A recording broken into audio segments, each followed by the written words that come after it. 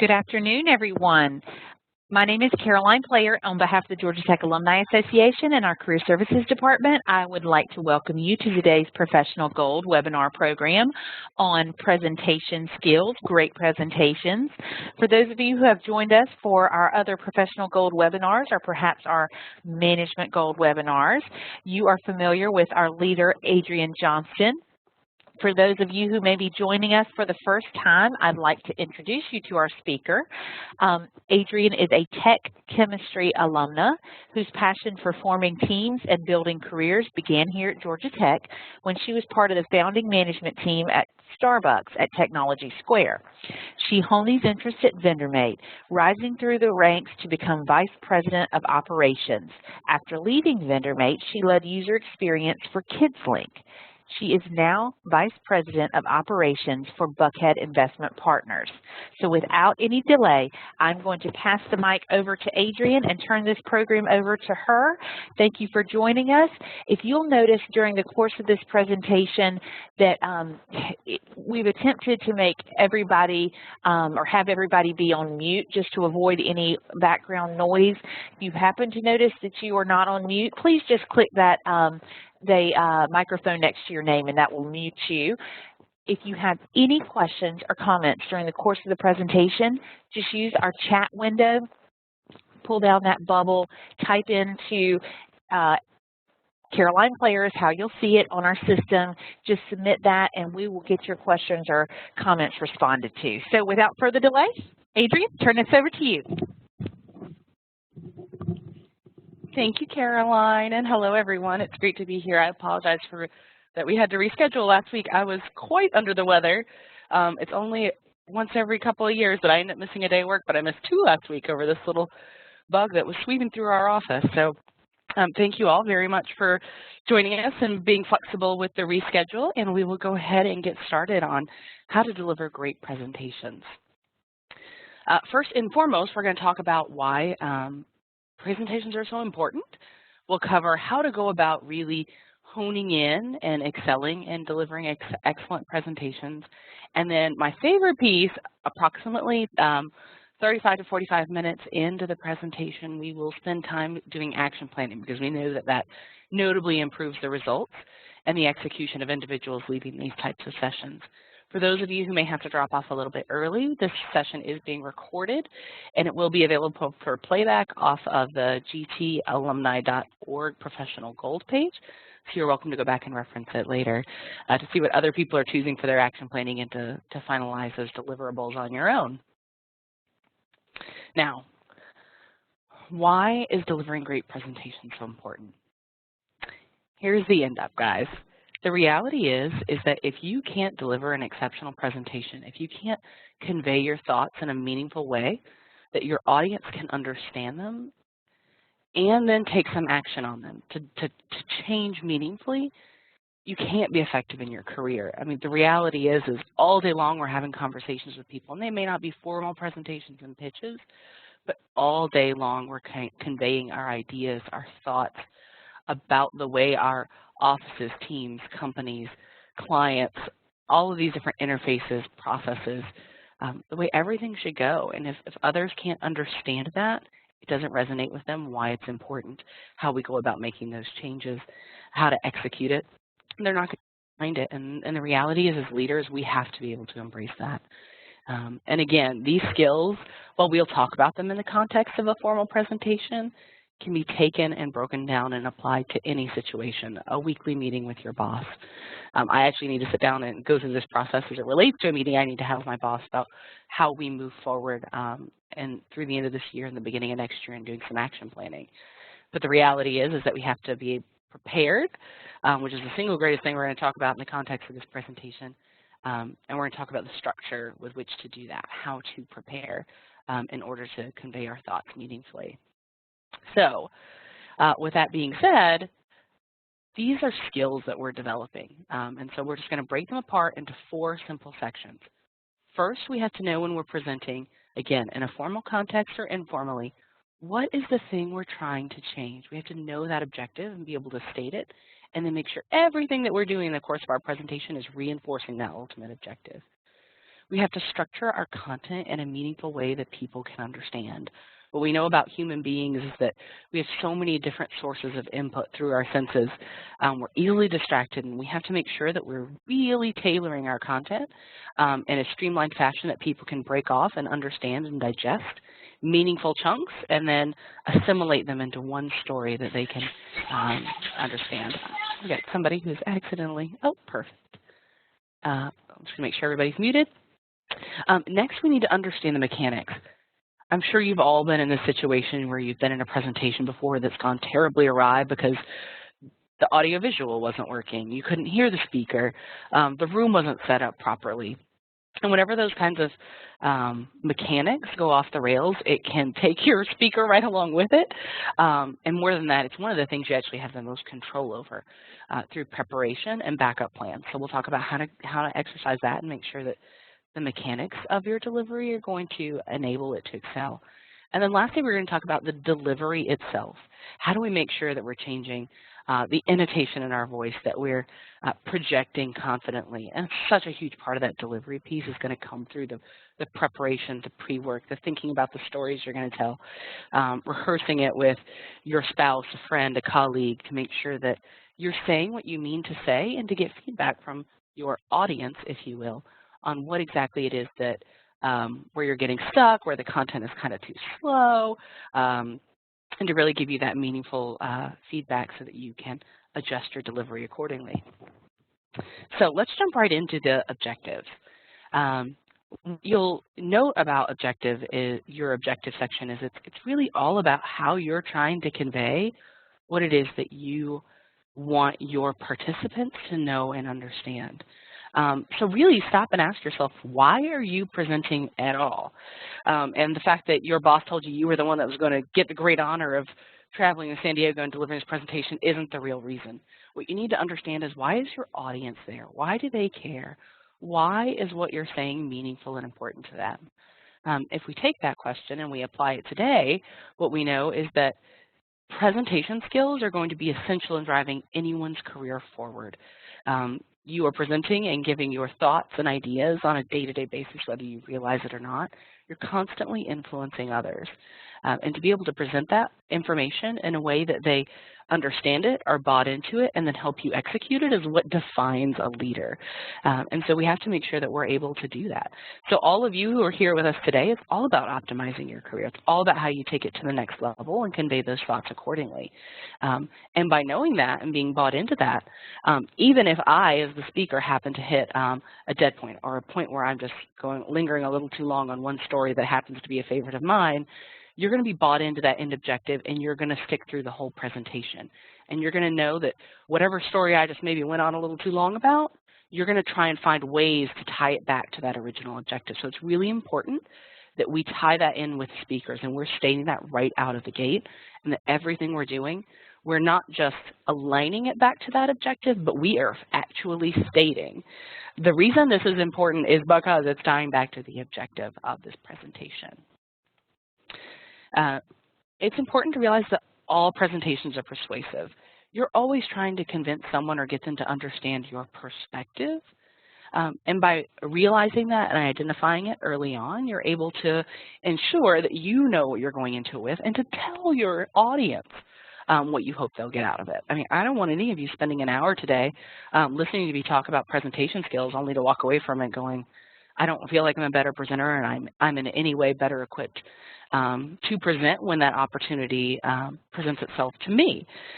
So we want to make sure that everyone understands that, I want you today to walk away feeling empowered, that even if you don't have a presentation imminently that you have to prepare for, that you know that you have a resource available to go back to, that you know that there's, you can contact me or Caroline, and that you have a structure for preparing yourself in order to deliver a really meaningful presentation.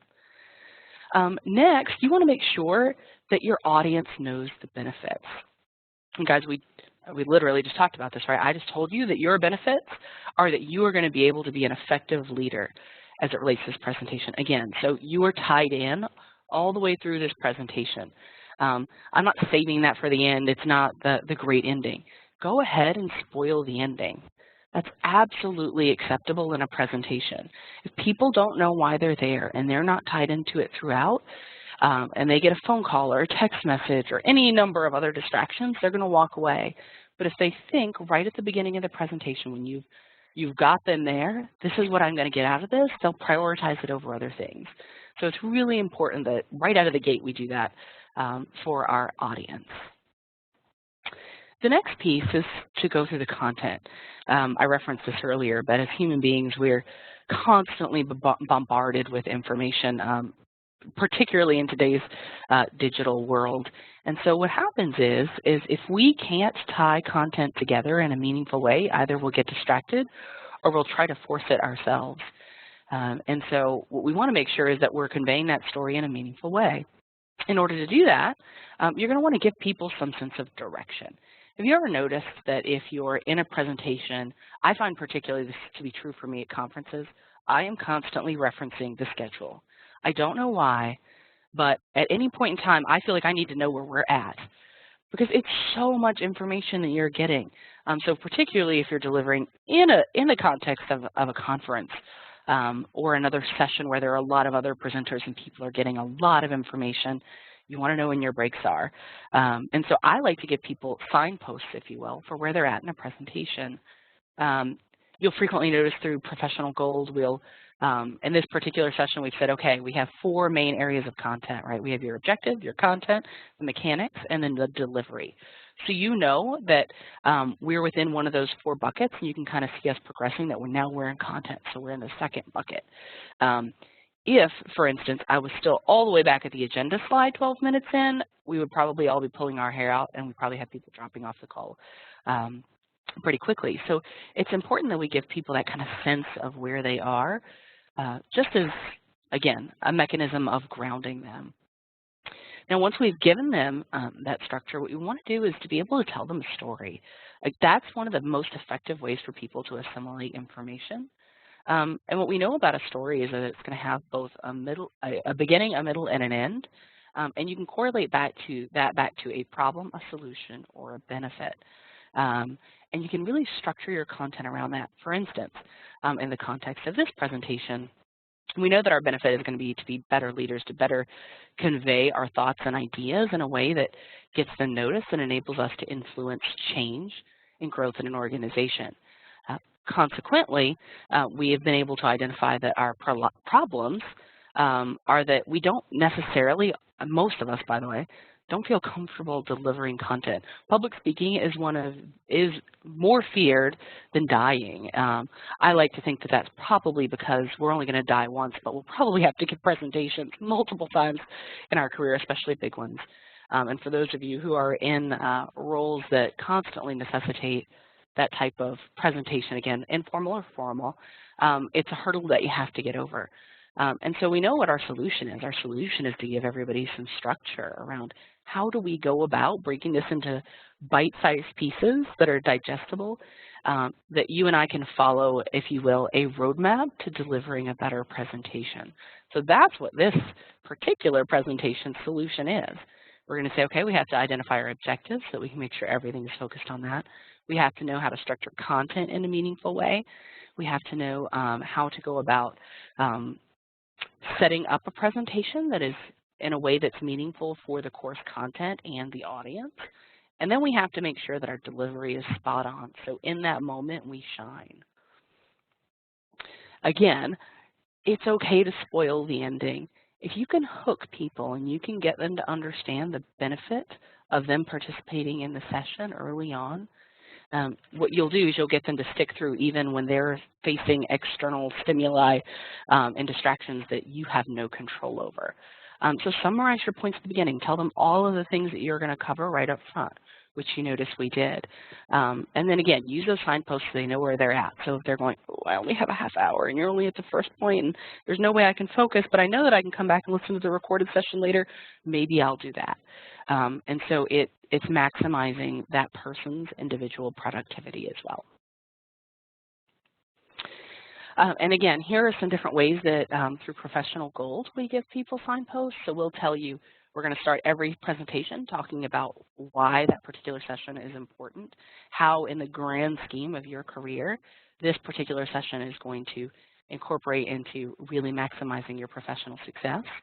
And then within that, we'll either have road markers like we have here with the objective, content, mechanics, and delivery to tell you where we're at in a particular segment. Or if it's kind of numbered items, for instance, when we do employee engagement, we'll go through and say, okay, there are 12. And we'll talk through, this is number 1, this is number 2. So you can kind of feel that progress as you go through it.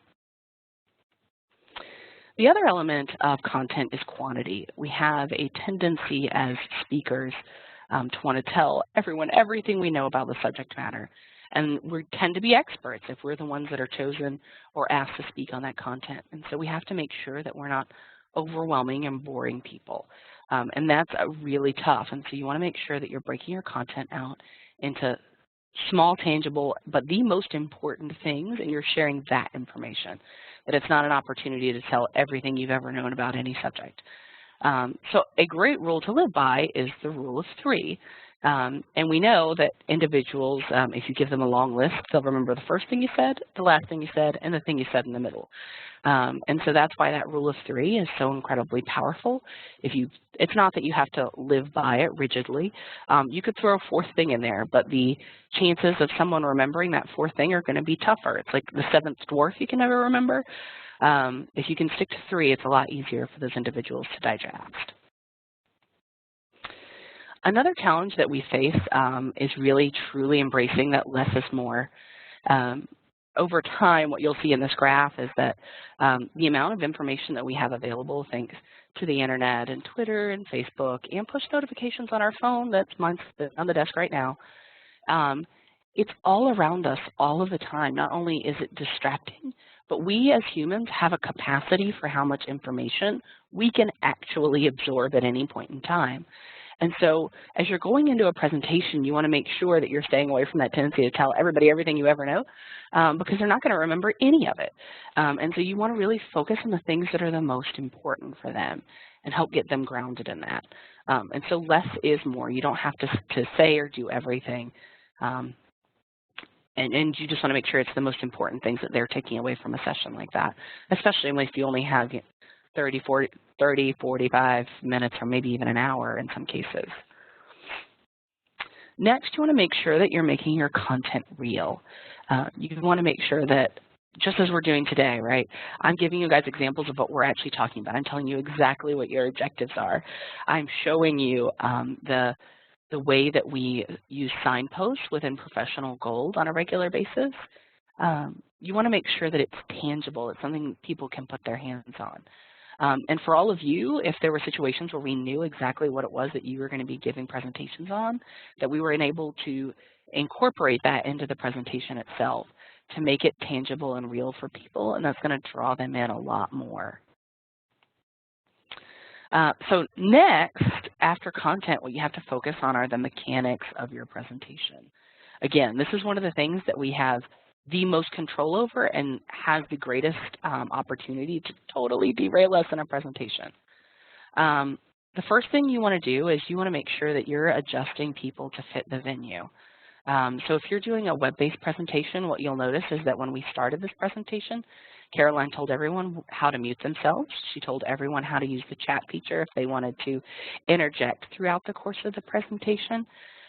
If you're in a physical speaking space, we would make sure that if we were going to be doing group sessions and collaborating in a smaller group, but as one big group that's probably less than 20 to 25 people, maybe you would set the room up in kind of a horseshoe shape facing a presenter and or screen.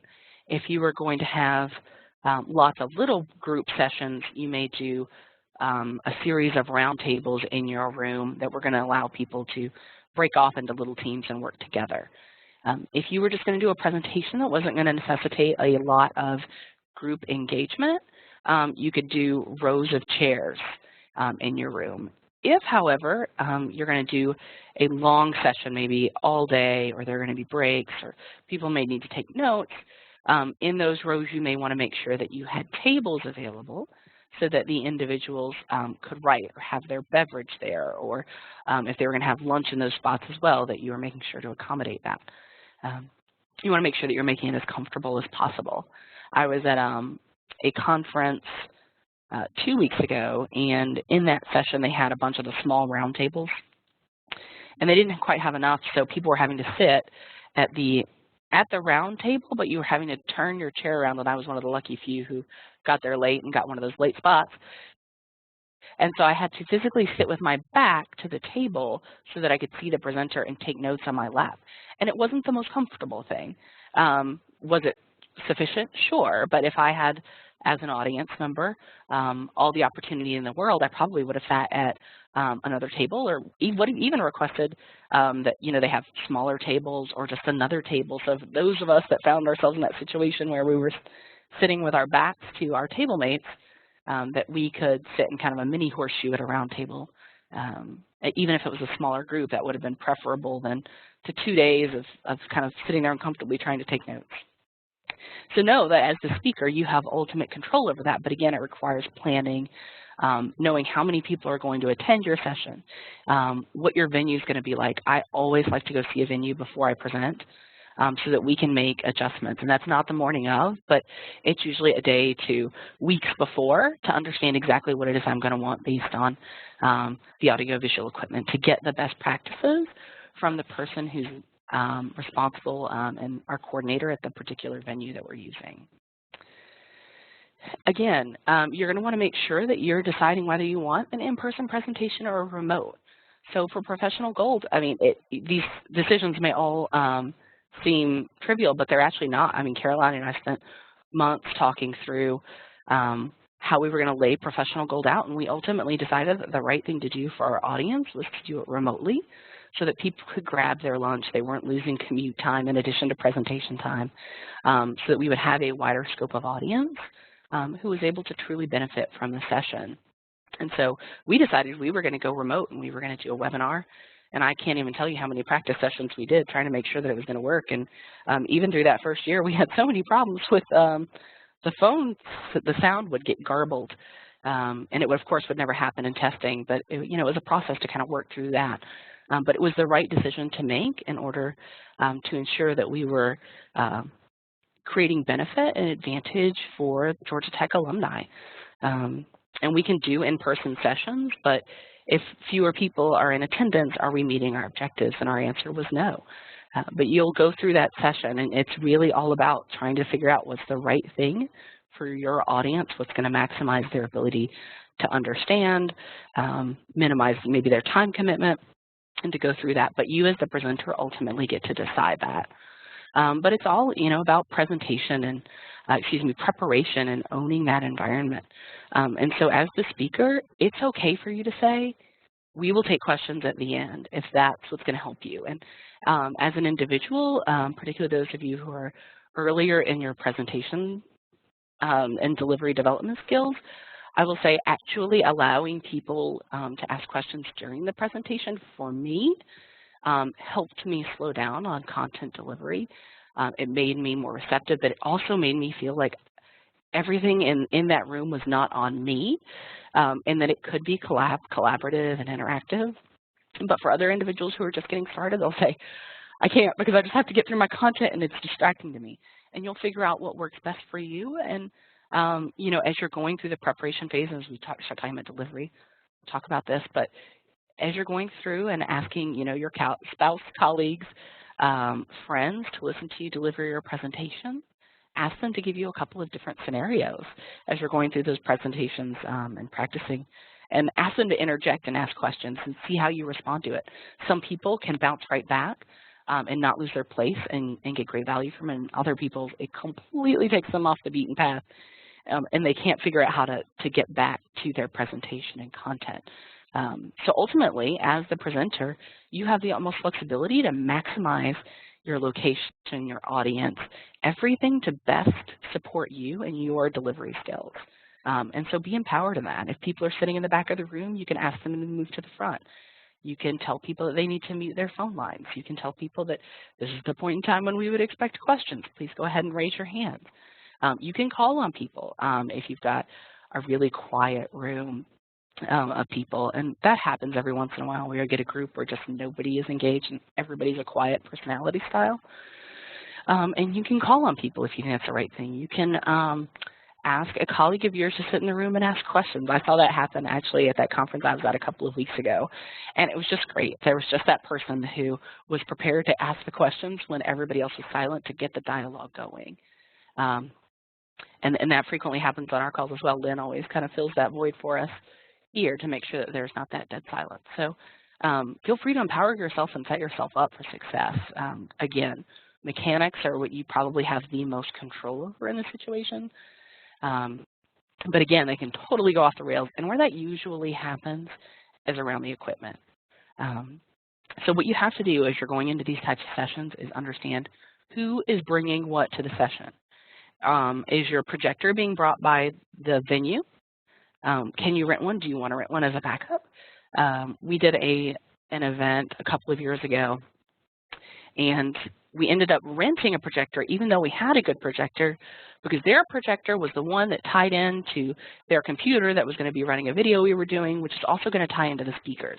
And it made sense to pay the $500 to have it all integrated, and that someone else's responsibility was to make sure all that stuff was going to work, so that I wasn't fiddling around with it trying, I can't get the video to work and there's no sound and all of that at the last minute. So you want to make sure that you feel really empowered to sit down and define what are all the things you're going to need to make all of this work and who's responsible for which elements. Always be early. You can't be early enough. We had a presentation, our big BIP symposium a couple of weeks ago, and you know, we tried to leave early and we were planning to leave at 1 and the event started at 4:30, and somehow we didn't leave the office till 2:30. And every time I was almost out of the parking lot, they would call me and they would say, can you go back and we forgot the whatever. And that was in multiple preparation and lists and all this. You're just going to forget stuff. And so you need to know who your backup's going to be. But you also need to just, or you can't be early enough. You're going to feel like it's so early and you're still never going to have enough time. You're going to want to make sure you know how all the equipment works.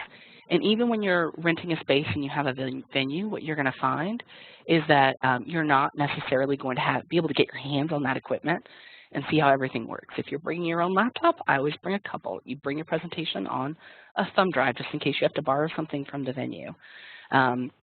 And you're going to, again, want to be early so that you have time to play with it. How are you going to toggle between your video and the presentation? How are you going to make sure that all the audio works when you need it to work? And that you're really comfortable and streamlined. You're not fumbling around in front of a big room full of people feeling unconfident, because those are the kinds of things that totally undermine you, and they totally will derail you in that situation because you start to get flustered. And, like, you don't have enough to worry about, right? You've got 200 pairs of eyeballs on you in a big event like that, and you want to be at your best and you want to be comfortable. And so giving yourself the time to get there early and toggle around and know exactly how to do things so you're smooth and you feel confident is going to be really powerful. And lastly, I've referenced this already, but everybody needs a backup. Who is the person when you've forgotten something at the office that's going to go back and get it? Who's the person that if your audio-visual starts to go off the rails or you can't figure something out, you can say, so-and-so, do you mind working on this while I continue with the presentation? Especially if you have a limited time, maybe in a big conference or people are stepping out for lunch for this particular session. You can't afford to lose the time. And so you have to be prepared. And I will never forget this, the very first big business presentation I ever went to. It was not my presentation, but I was going with my boss. And our host at the event had given us, our client, had given us the wrong room. So we were sitting in the wrong conference room, had everything all hooked up, we were ready to go. But she'd actually moved us to another conference room and not told us. So by the time we figured all this out, we got where we needed to go. Of course, that conference room did not have all the audio-visual equipment we needed. And he smoothly pulled his presentation out of his bag, hand copies to everybody, and there we go. We were off. It wasn't going to slow us down, and we couldn't afford for it to at that point. And I just remember thinking at that point in time, always have extra copies of the presentation. You never know what's going to happen. And be prepared to give your presentation without your slides. And what that may mean is that you need to have a printout of just your slides for you, especially if you're really hewing heavily off of those, and I do. quite heavily because there's so much content that you're trying to get out there.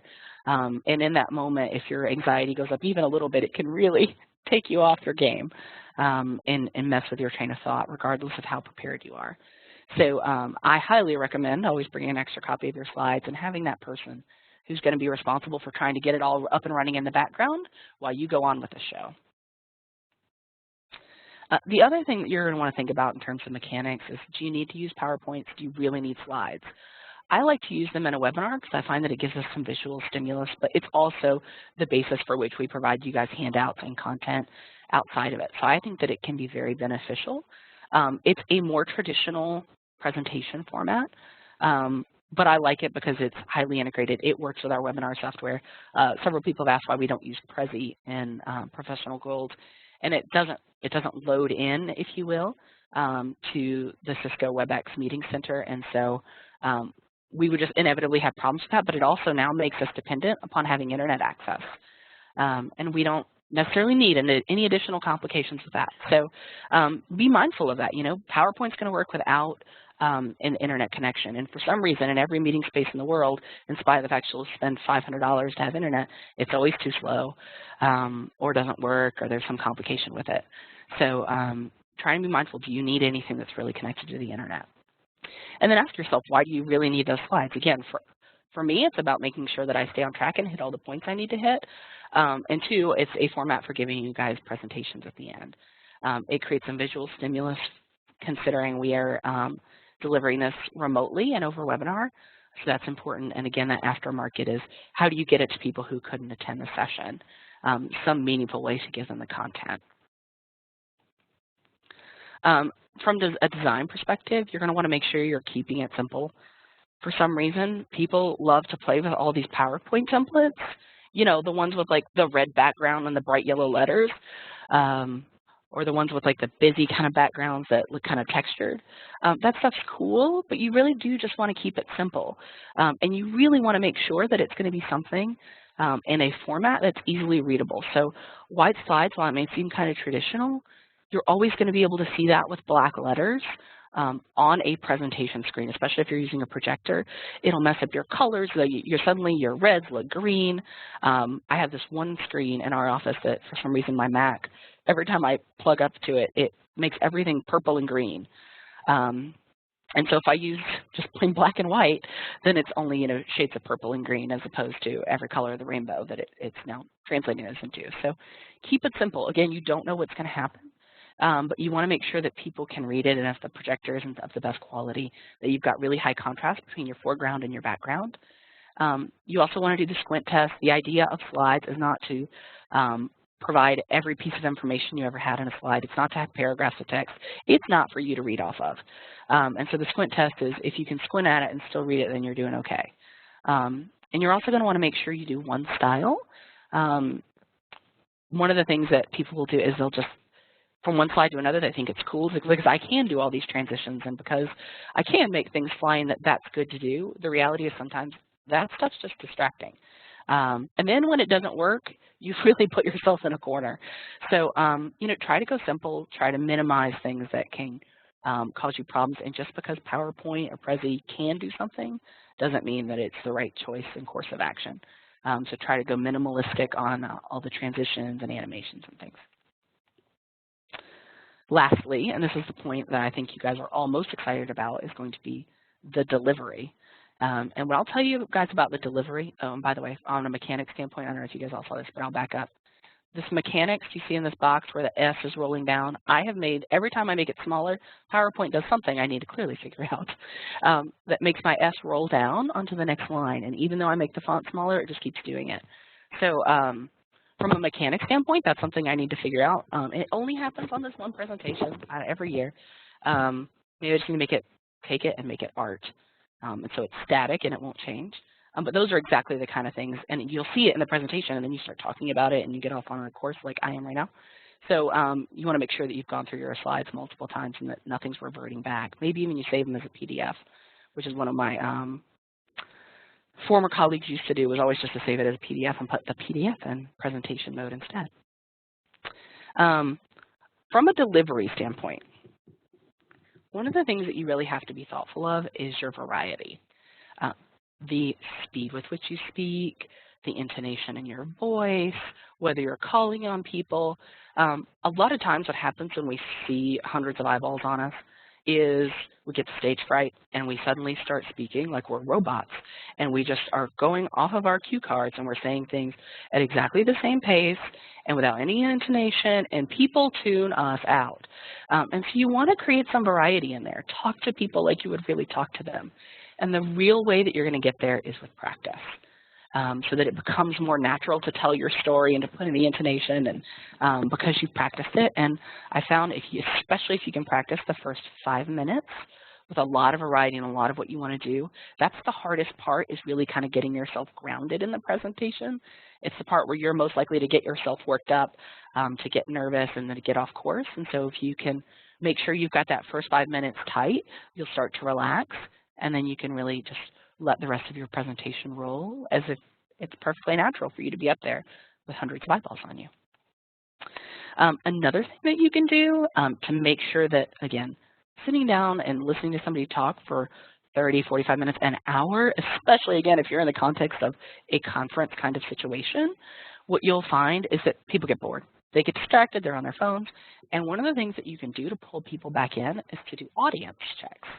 And I saw someone at one of our benefits meetings, and he was really good at this, because let's be honest, annual benefits meetings are boring. They're the same benefits they were last year. I don't care. But as a manager, you always have to go. So he would say this. I would find myself, I'd suddenly be on my phone, and he'd say, grab your pens. You're going to want to write this one down. And I would find myself putting down my phone, and I would get my notebook and my pen, and I'd be like, what's this going to be? And sometimes it was good, and sometimes it was not. But without fail, I would be like, oh, shoot, I was not paying attention, and I'd be ready to go. And he would re-engage me. And I'm sure I wasn't the only one in the room who was distracted. But I thought that was just the greatest line ever, and so I wrote it down and included it here. Grab your pens. You're going to want to write this one down. He also said, if you only take one thing away from this presentation, it should be, and he would go on to whatever it was.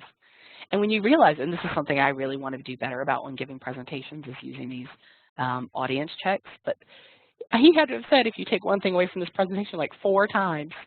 But I remember thinking, gosh, he's good at keeping me like refocused on benefits of all things. So think about it, if you're talking about something exciting and you're including that kind of stuff, how much information other people may take away from it. So feel free to find ways to re-engage people. Another thing you can do that's a favorite of mine is if you ask people questions. So you'll say, Susie, what do you think about, or what do you use, or what are your best tips and best practices? Other people suddenly like come to high alert because they're afraid you're going to call on them next and they don't want to be caught off guard. I will say I do not do that. I do not call on somebody who I can tell is not paying attention, because I find that that's really just going to embarrass them. You want to pick somebody who's already engaged in your presentation, who's making eye contact with you, and nodding their head maybe, or giving you some visual indication that they are engaged and may have something to contribute. The last thing you're going to want to do is you want to project confidence in your delivery. And here's where this comes from, guys. Like it or not, and it is in many ways painful, but it's all about the practice. You have got to practice your presentation. And I know when you ask your friends or your spouse or whatever, and by the way, that's the hardest it's going to be, or your colleagues if this is particularly a work presentation, is to ask them to listen to you. I know, it's painful. But here's the reality of it. When you spend that much time practicing and knowing exactly what you're going to want to say, you will be more poised than you can ever possibly be if you go up and you try to wing it. What's the exact word I want to use? Or how exactly do I want to phrase this? And that may come across as too negative. Or, is that story too long-winded? And do I cut it back, or do I just cut it out entirely? And you're only going to get that by actually forcing yourself to walk through the whole thing with somebody else there to give you that feedback. The best presentation I've ever given was at the HIMSS meeting in New Jersey. It was a little regional meeting. There were probably 100 people there.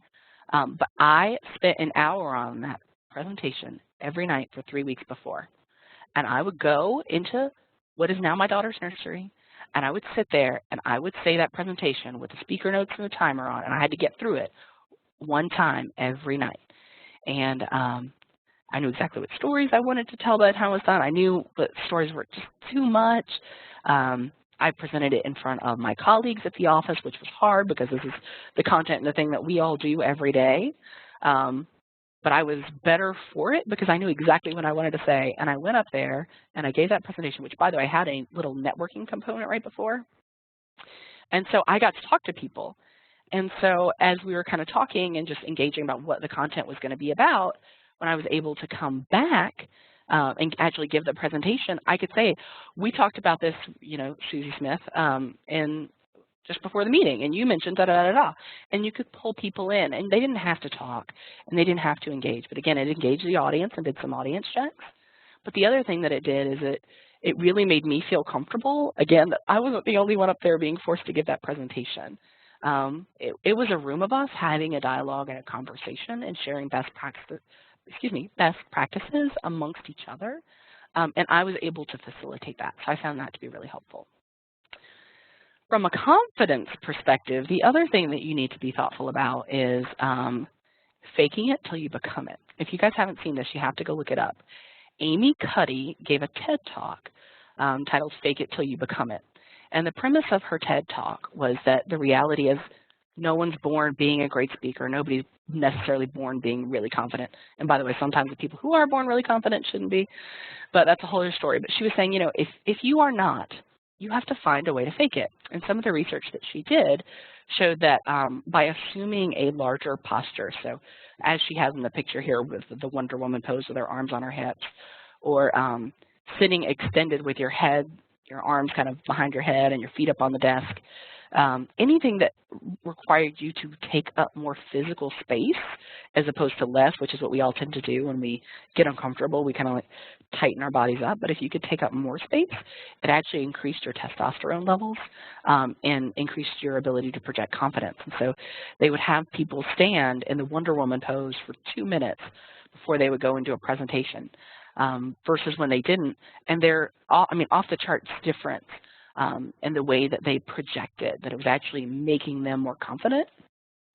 So you have to go listen to that TED Talk if you've never heard it before. But the whole premise is fake it till you become it. And there are physical skills and things that you can do in order to prepare yourself and get yourself in the right mindset and a little bit of extra confidence boost before you go into a presentation or something along those lines. I find just engaging with people and not allowing myself to focus on the presentation right before the presentation keeps me from getting myself worried about it. And there have also been studies that if you can visualize yourself giving a great presentation instead of worrying about all the ways it can go wrong, you're more likely to be successful. So keep all of those things in mind as you're getting ready. But again, ultimately, I find for me, it's all about the practice, and that's really what helps me gain the confidence that I know exactly what I want to say, and regardless of how many eyeballs are looking at me, I got this. I know it cold. I'm reciting it in my sleep by the end of it. So make sure that you're really well prepared there. So in whole, you have to know what your objective is. Who are you trying to speak to? What are the benefits of this particular session? And are you conveying that to those individuals? So this particular session, our objective is to be excellent speakers in order to convey our ideas, thoughts, and lead others. We have to make sure that we're presenting that content in a meaningful way, that we're keeping people grounded in where we're at overall, and then we're not inundating them with every piece of information that we have on the subject matter. We're focusing on that rule of 3. What are the 3 main points in your content to stay focused? From a mechanic standpoint, you want to make sure that you are prepared. You know who's bringing what. You have your backup plan. And if everything goes off the rails, what can you do to make sure you have a plan B, maybe even a plan C, so that you can accomplish what you need to accomplish in your presentation without getting yourself in any way frustrated. And then lastly, you want to make sure you're practicing that delivery, that you're confident, that you have you're delivering it like you. Be you. And that can be difficult if you're not comfortable in front of a big group of people. But think of it as telling a story to your friends. And the best way to do that would be to practice with your friends who will give you that feedback. But usually you don't even need their feedback. You know what you're doing well and what you're not. You just need somebody to be there to kind of force you to go through the whole thing without stopping yourself and starting over. And that's going to be really powerful. So lastly, my single favorite piece of the session is to go through action planning. And we know that by creating 1 to 2 things that we want to do coming out of one of these sessions, you're 60% more likely to realize some success as a result of it. And at this point, right, we've already invested 45 minutes of our time. What's another couple minutes to make a commitment to doing something in the next 3 weeks or so that are going to enable us to actually improve our presentation skills? So if you haven't already, you can expand the chat window by pressing on the downward facing arrow on the right side of your screen. And then if your chat window is also expanded, you can expand that by pushing down. And you can type to Caroline, and I'll read those out for everybody. And we'll keep them anonymous. But what is one action item that you want to take to deliver better presentations moving forward? So you guys are typing that. I will share again that one of the things I know I need to do a better job of is doing those audience checks and engaging. And we've gone through different iterations in Presentation Gold of how much interaction to have during the session versus not. Because some of those interactions in the web-based format inevitably take more time than you anticipated, which is making presentations go a little bit long, even though we did like them, so we were having to cut them back.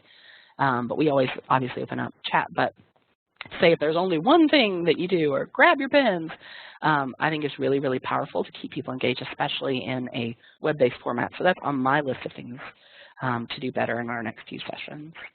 Does anyone else have anything that they want to share from a delivering presentation skills perspective?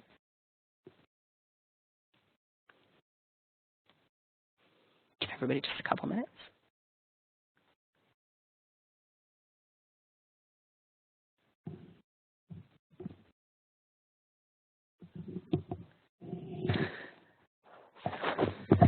Caroline's goal next week is to fully time her presentation.